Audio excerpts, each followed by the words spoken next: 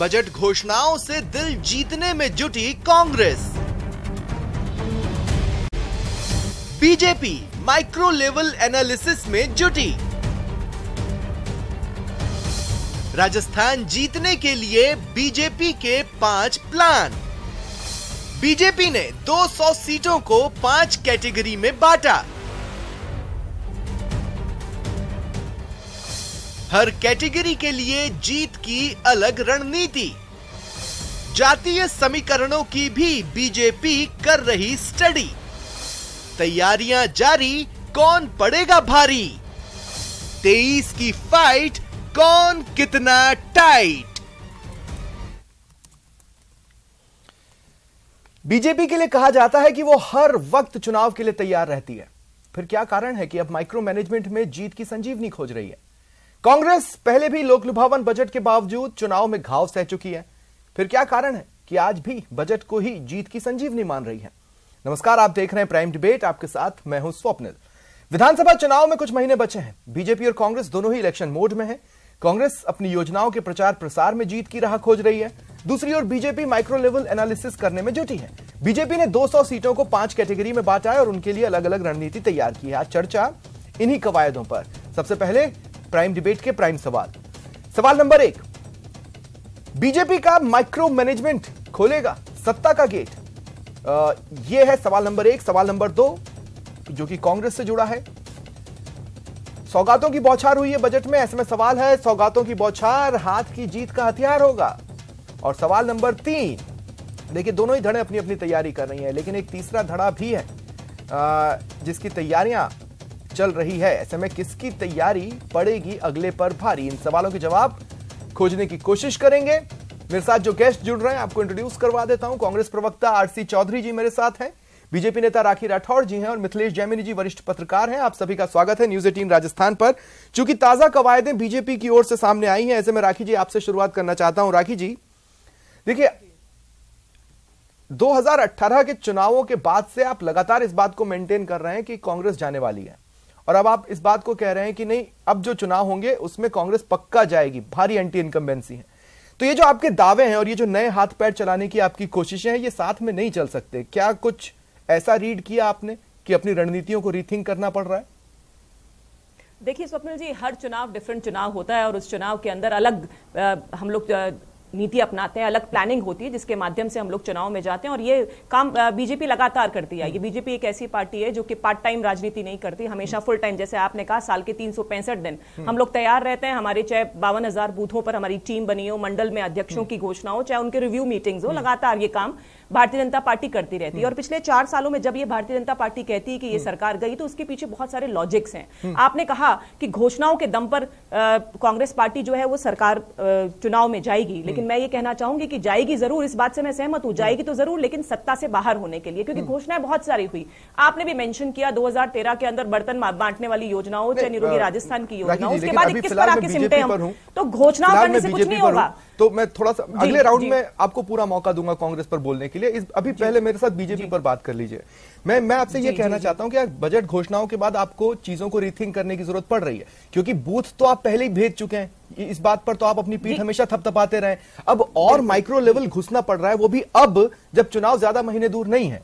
तो उसके पीछे कारण क्या है? देखिए, बजट घोषणा से इसका कोई फर्क नहीं है। हमारी प्लानिंग लगातार चलती है। हम ऐसे लोग हैं, मैं प्रधानमंत्री जी की वो बात कहना चाहूंगी, जब यूपी इलेक्शन खत्म हुआ, नेक्स्ट डे ही वो गुजरात में थे और गुजरात इलेक्शंस की तैयारी में थे। हम हमेशा लगातार चुनाव, आगे जो चुनाव आ रहे हैं उसकी तैयारी में लगे रहते हैं। और देखिए, मैं ये मानती हूं कि जो हमारी सीट्स हैं, जहां पर जो रिक्वायरमेंट है, उस हिसाब से जो जरूरत हो, हमारे शीर्ष नेतृत्व को वहां आने की जरूरत हो, या वहां पे जो भी हमारे जीतने के लिए इंपॉर्टेंट चीज हो, उसका एनालिसिस होना ही चाहिए। हर सीट डिफरेंट है, हर चुनाव डिफरेंट है, और हर चुनाव के हिसाब से जो प्लानिंग है वो डिफरेंट होगी। और मुझे लगता है किसी भी ऑर्गेनाइजेशन के लिए आपकी जो कवायदे हैं वो इसलिए है कि हम कोई कमी नहीं छोड़ना चाहते, या इसलिए है कि नहीं अब हमें पता चल रहा है कि दरअसल जमीन पर कांग्रेस भी ठीक ठाक स्थिति में है, इसलिए हमें माइक्रो लेवल पर घुसना पड़ेगा? देखिए, हम हमेशा से लकीर को बड़ी करने में विश्वास करते हैं। अगर हम लोग 150 सीटों पे कंफर्म्ड है तो हम 180 का कोशिश करेंगे, और 180 पे कंफर्म है तो उससे आगे जाने का प्रयास करेंगे। इसलिए काम करने में विश्वास रखते हैं, और लास्ट मोमेंट तक हमारी जो काम है, हमारा जो प्रयास है वो खत्म नहीं होता। ये अलग करता है कांग्रेस को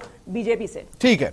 आरसी साहब, अगले राउंड पे आप बीजेपी के बारे में जितना बोलना है जरूर बोलिएगा, लेकिन इस बार अभी पहले मैं कांग्रेस पर बात कर रहा हूं, तो प्लीज आप भी मेरा साथ दें और कांग्रेस पर रहें।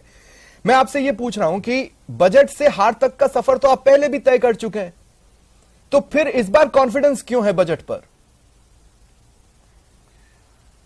देखिए स्वप्निल, मैं कहना चाहूंगा कि लोकतंत्र क्या है। लोकतंत्र है जनता का, जनता के द्वारा और जनता के लिए। आप कहेंगे कि निश्चित रूप से आप पहले चुनाव हार चुके थे 2013 के अंदर। 2013 के अंदर देश के अंदर एक बहरूपिया के तौर पे व्यक्ति निकले, उन्होंने कहा था बहुत ही महंगाई की बार, अब की बार कौन सी सरकार, बहुत भी किसान पे, युवा पे 2 करोड़ रोजगार, 15 दिन में काला धन, 100 दिन में 15 लाख रुपए खाते में, तमाम सब चीजें बातें वादे किए थे। उस देश की जनता ने उन जुमलों में बही और राजस्थान की जो लोक कल्याणकारी योजनाएं थी उनके ऊपर उन्होंने कहा एक अवसर दीजिए, और भारतीय जनता पार्टी को देखते हुए मोहर लगाई। लेकिन क्या हुआ, 163 सीट दी। 163 देने के बाद में जनता को जब जवाबदेही देनी थी वो जवाबदेही नहीं दी। स्वराज संकल्प यात्रा पे गए और जनता के टैक्स की कमाई पे जा रहे थे, जो कांग्रेस ने रोका। भाजपा के उस भ्रष्टाचार को उजागर किया जहां पे 653 खाने थी, नहीं। उन्होंने भारतीय, सुन लीजिए कैसे आए हम, फिर आए कैसे, हाँ। जो उन्होंने क्या किया और कैसे आए वही तो बता रहा हूं। नहीं तो लहर तो अभी भी है ना, पहले भी आरसी साहब, लहर तो अभी भी है। आप देखिए हाल ही में प्रधानमंत्री के दौरे ने इतना तो साबित किया कि उनका क्रेज अभी भी लोगों में है, फिर भी आप कॉन्फिडेंट हैं। मेरा सवाल यही है कि आप कॉन्फिडेंट क्यों हैं? हाँ, सुन लीजिए स्वप्निल, सुन लीजिए।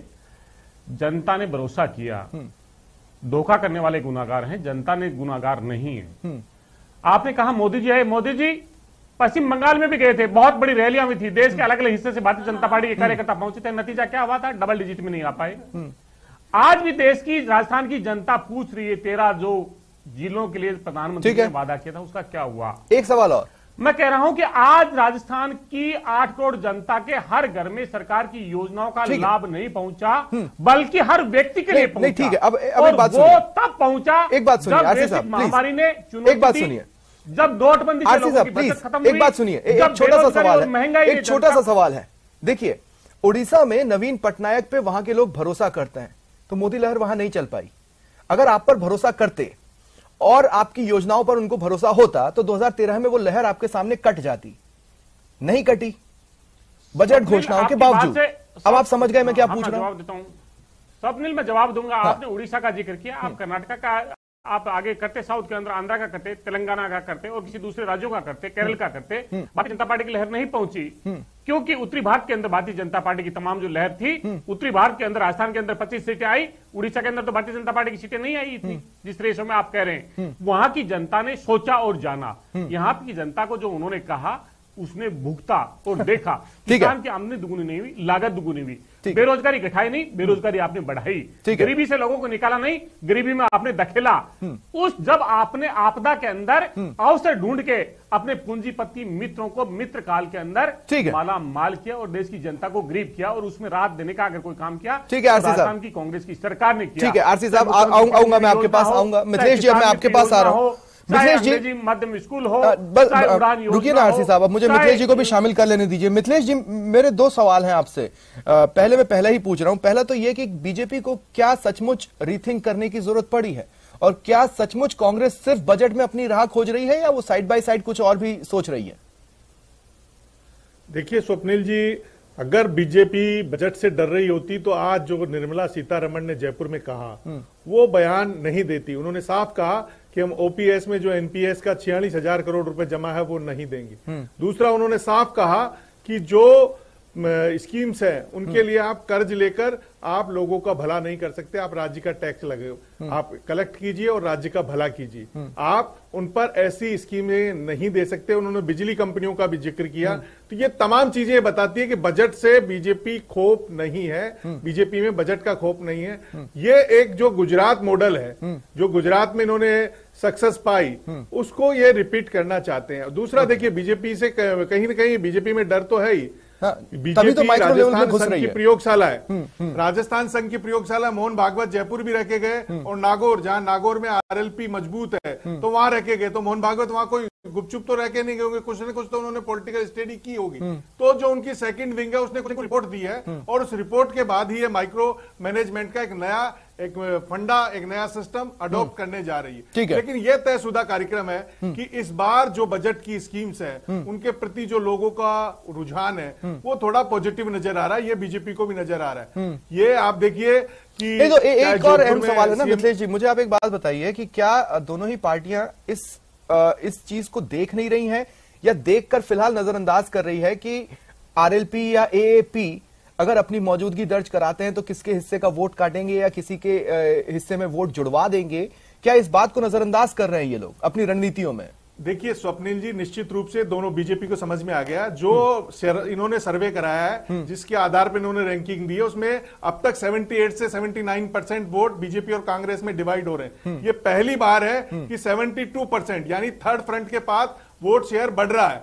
यही कारण है कि नागौर और जो मारवाड़ है, मारवाड़ में कांग्रेस पूरी तरह एक्टिव हो गई है और नागौर में खुद मोहन भागवत जी को जाना पड़ा है। ये तमाम चीजें बता रही है कि कहीं न कहीं थर्ड फ्रंट का दर्जा बढ़ रहा है। और जिस तरीके से अभी एक उपचुनाव हुआ है सरदार शहर, उसमें देख लीजिए, वल्लभ नगर देख लीजिए, ये तमाम चीजें बताती है कि राजस्थान की जो पब्लिक है उसका मूड स्विंग हो रहा है। लेकिन एक चीज और कहनी पड़ेगी कि जिस तरीके से अशोक गहलोत इन स्कीम्स को भुना रहे हैं, और आज सचिन पायलट ने भी गंगानगर में कहा है कि अगर हम दोनों मिलकर रहते हैं, अगर कुछ दूर दराव नहीं होता तो सरकार रिपीट हो सकती है।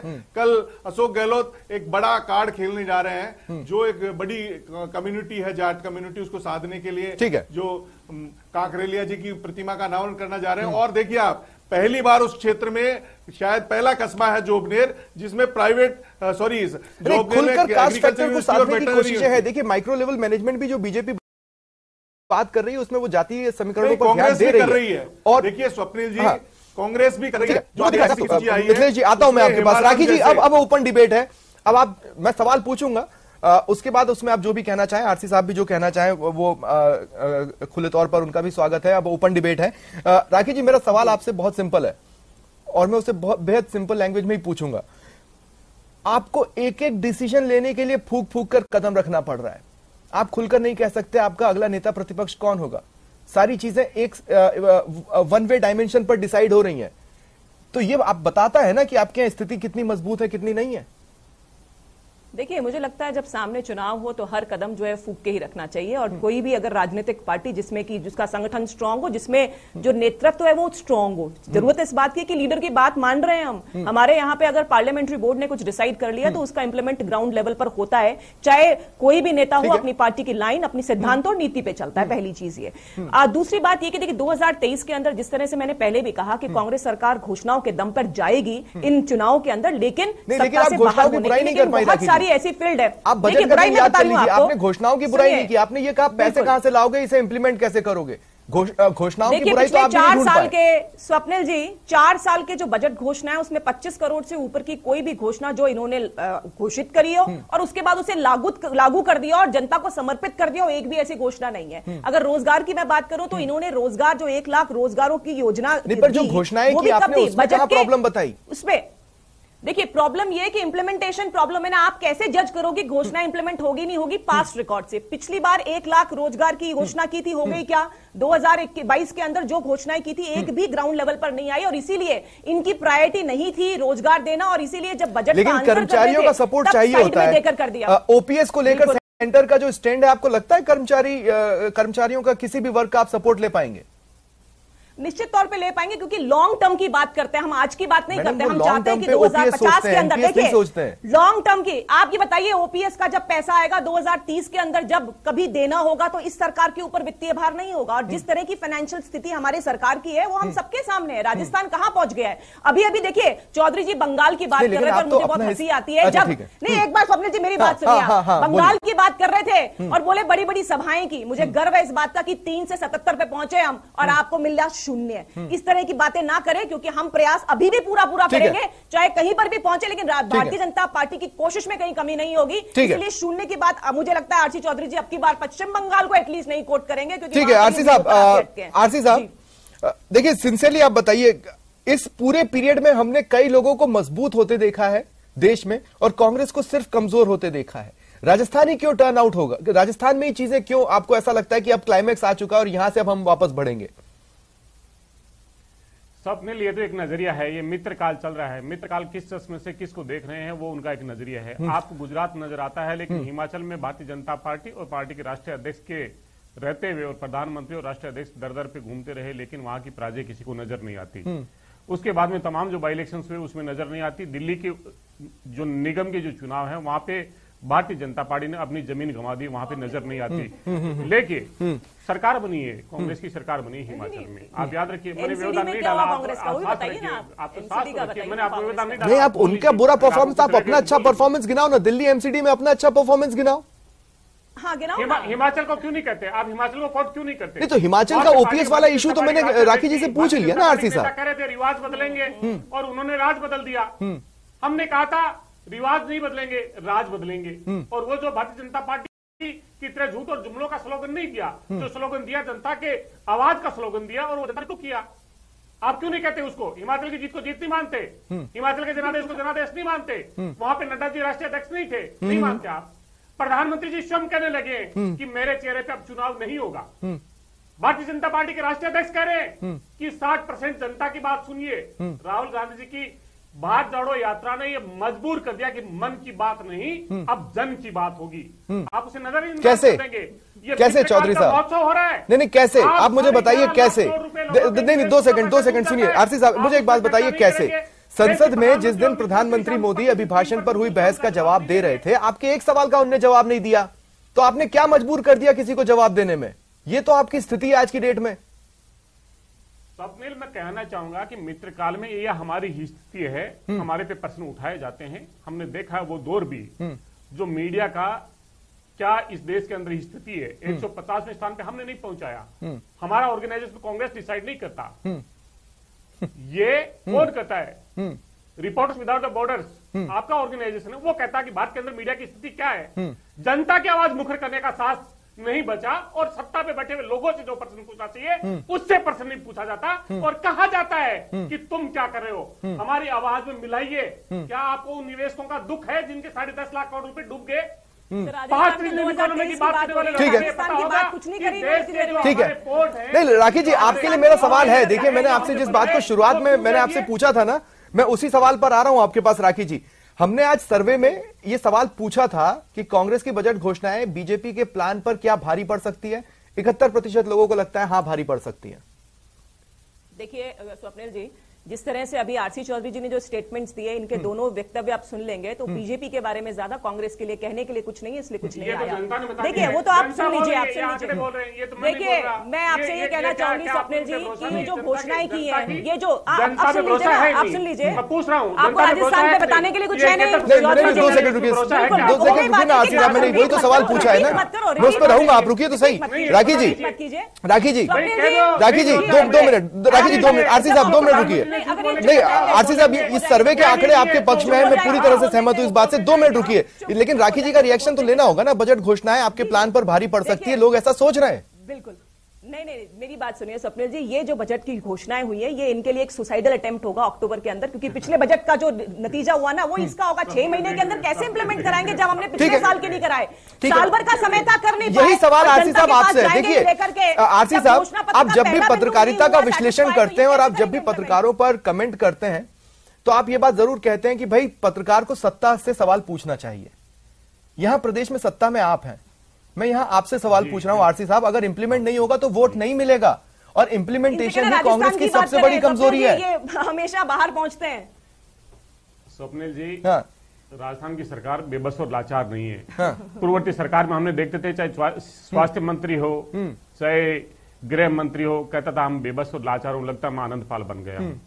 वहां पे कहते थे मुझे शर्म आती है। इन्हीं के विधानसभा से जीत के आए थे, यूडीएच मंत्री थे, उन्होंने कहा मेरे सामने तो भ्रष्टाचार मत कीजिए। हम भ्रष्टाचार के लोगों को जेल की सलाखों के पीछे पहुंचाते हैं। हम स्वास्थ्य में राज्य की 8 करोड़ आबादी को सुरक्षा का कवच देते हैं। हम तमाम चीजों पे अपराधियों को राजस्थान से बाहर भगा। ठीक है, मैं क्लोजिंग की तरफ आ चुका हूं। मिथिलेश जी, अब मैं आपके पास आऊंगा। मिथिलेश जी, मेरा सवाल आपसे बहुत सिंपल है। थर्ड फ्रंट क्या करेगा? सिर्फ इस चीज को नजरअंदाज किया जा रहा है, सोच समझकर किया जा रहा है या नहीं? देखिए, नजरअंदाज करने से कुछ नहीं होगा, क्योंकि लोकतंत्र में जनता माई बाप होती है। आपके नजरअंदाज करने से कुछ नहीं होगा। जनता जिसको आशीर्वाद देती है वो सत्ता का सुख भोगता है, ये लोकतंत्र का आधार है। इसलिए आपने तमाम उपचुनाव देख लिए, इससे भी अगर आप नहीं सीख रहे हैं और जिस तरीके से नहीं, लेकिन मिथिलेश जी एक बात बताइए, लोगों को जब ये भरोसा होता है कि मिलेगा, आज ना मिले आने वाले समय में मिलेगा, तो वो वोट दे देते हैं। देखिए, अगर इसे भुना पाए तो निश्चित रूप से जितनी भी स्कीम्स हैं, स्कीम्स की बीजेपी भी बुराई नहीं कर सकती, ये मैं दावे के साथ कहता हूं।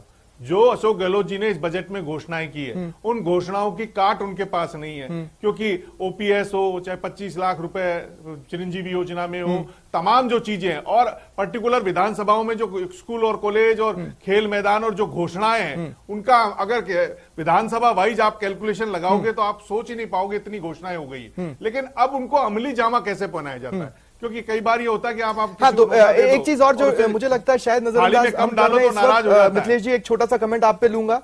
गुटबाजी की बात को कोई भी पार्टी नकारते रहे, लेकिन जमीनी स्तर पर वो भी एक फैक्टर रहेगा। हालांकि कांग्रेस उसे काफी हद तक कंट्रोल कर रही है, क्योंकि सचिन पायलट का रुख दिख चुका है, वो साथ बहेंगे। देखिए, आज सचिन पायलट ने गंगानगर में अपनी ताकत दिखा दी, लेकिन इसी तरीके से वसुंधरा राजे जी ने वो जाती है ब्यावर और भंवर सिंह पलाड़ा को फोन करती है कि वहां पे लाना, और वहां फायरिंग हो जाती है। अलवर जाती है तो रोहिता शर्मा को कहती है माला पहनाना, बीकानेर जाती है तो देवी सिंह भाटी को कहती है माला पहनाना। जो बागी है, निष्कासित है। तो ये तो सवाल बीजेपी में भी है। बीजेपी भी इतनी साफ सुथरी पार्टी नहीं है कि वहां गुटबाजी नहीं है, ये तो कहना पड़ेगा। और नेता प्रतिपक्ष के रूप में पहली बार के विधायक सतीश पूनिया से जिस तरीके से ऐतिहासिक बयान दिला दिया गया, उससे साफ जाहिर हो गया है कि आने वाले दिनों में पार्टी में 70 पार है, उनके लिए विधानसभा के बंद होने वाले द्वार हैं। तो इससे बाद गुटबाजी तो बीजेपी में अंदरूनी रूप से काफी बढ़ गई है। ठीक है, इसके लिए माइक्रो लेवल मैनेजमेंट की कहानी लेके आए। ठीक है, शुक्रिया आप तीनों का मेरे साथ जुड़ने के लिए और इस चर्चा में शामिल होने के लिए। ये था आज का